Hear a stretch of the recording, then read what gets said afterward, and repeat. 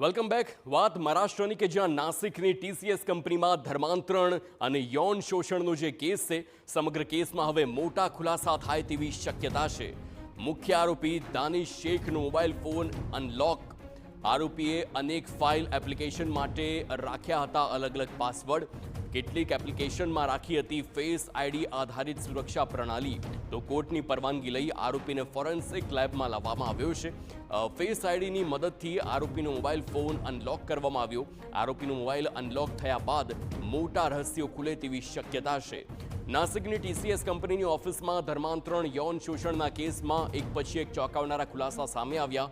જોકે કેસના મુખ્ય આરોપીમાંથી એક દાનિશ શેખના મોબાઈલમાં વિવિધ પ્રકારના પાસવર્ડ અને ફેસ આઈડી રાખેલા હોય. ફોરેન્સિક ટીમને તપાસમાં મુશ્કેલીનો સામનો કરવો પડી રહ્યો હતો, ત્યારે કોર્ટને વિશેષ પરવાનગી લઈ આરોપીને નાસિક રિજનલ ફોરેન્સિક સાયન્સ લેબોરેટરીમાં લવાયો હતો, કે જ્યાં તેના ફેસ આઈડીની મદદથી મોબાઈલને અનલોક કરવામાં આવ્યો અને હવે તેની સઘન તપાસ શરૂ કરવામાં આવી. મોબાઈલમાંથી પ્રાપ્ત થનારા ડિજિટલ પુરાવા સમગ્ર કેસમાં ખૂબ જ મહત્વના સાબિત થઈ શકે છે.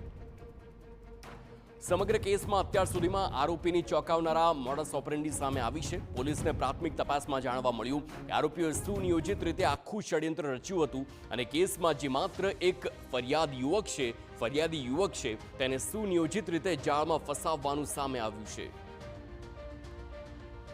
મળતી વિગતો અનુસાર આરોપીઓએ પહેલા મિત્રતાનો દેખાડો કરી યુવકનો વિશ્વાસ જીત્યો, જે બાદ શીરખુરમાં નશાકારક પદાર્થ તેમાં ભેળવીને તેને ખવડાવવામાં આવ્યું છે.